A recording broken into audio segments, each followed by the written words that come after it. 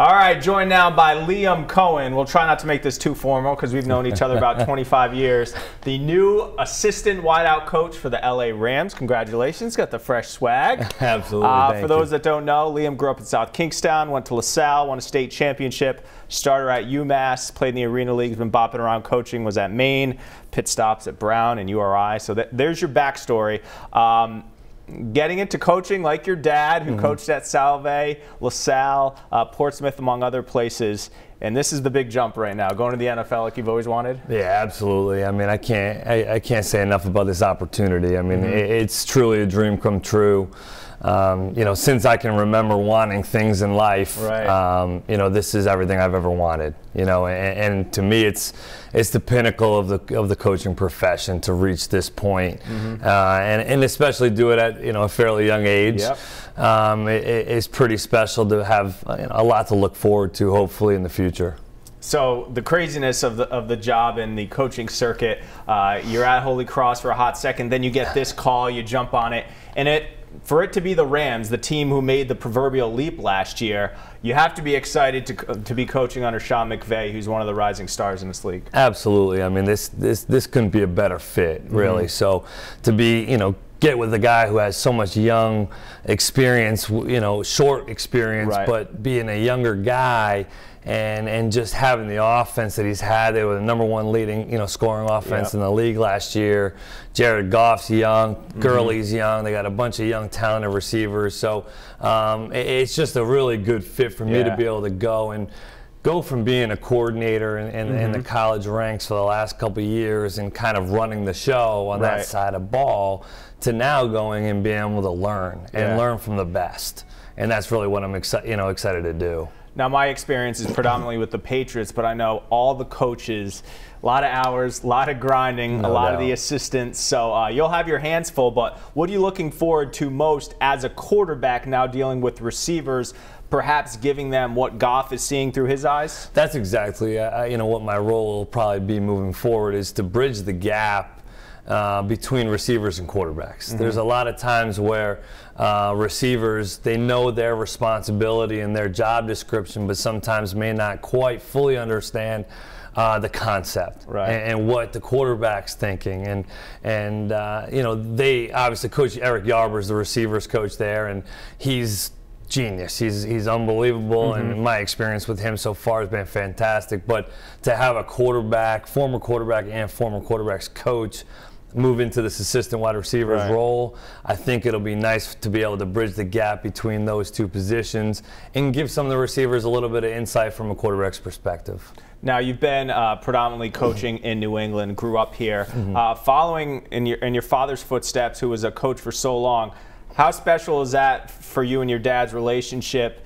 And do you have bragging rights now that you've kind of gotten to the NFL and he never did? A little bit probably at this point. I mean, everything that I, really ultimately know is because of him. And I got into this profession because of him. I started playing this game because of him. He's my best friend in this world, and he's down in Florida right now enjoying retirement, and unfortunately won't be able to see him before I leave. But we're already, looking at scheduling flights and getting him out. But, that's all we've done. That's all we've done in life, is he and I do football. And that's something that we've shared for a long time. And he's pushed me to take all these opportunities on, and couldn't be more excited for this one.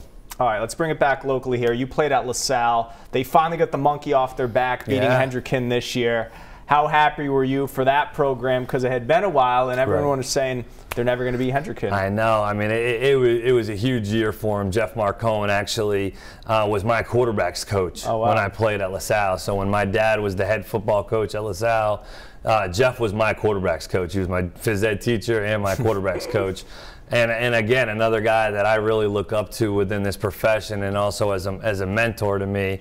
I stopped by LaSalle yesterday, went and saw him, and said hello, and couldn't have been more excited for my alma mater to definitely get that monkey off their back, and beat a program like Hendricken that's had now 2 FBS national recruits in the last 4 years. That's pretty impressive, and it's awesome for the state of Rhode Island for football. I want to ask you about the state of high school and college football in this area. As you mentioned, there's starting to be some kids who are going to the D1 level, high D1. This kid Xavier Truss is getting recruited by Alabama. Yep. I mean, listen, we're never going to be Texas, Florida, or California.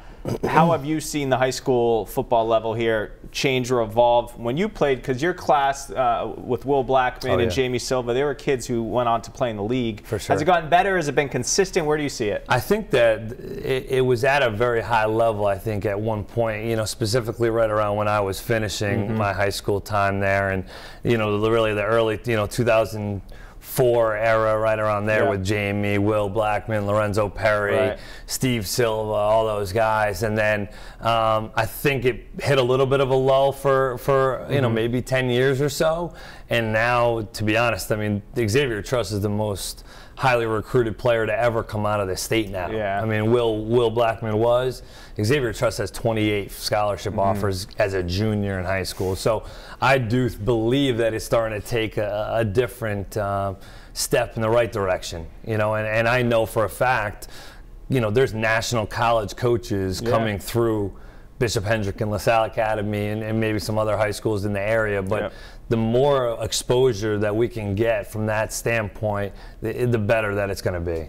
Quiddy Pays over at Michigan. And exactly. There you go. All right, so you're familiar with the beach scene growing up in South County, so you're gonna move to what, Manhattan Beach or where? Yeah, I mean, I'm looking a little bit more Malibu. Malibu. You know, I'm more of a Malibu guy. Tell the viewers when I'm running routes for you on Narragansett Beach, how my hands?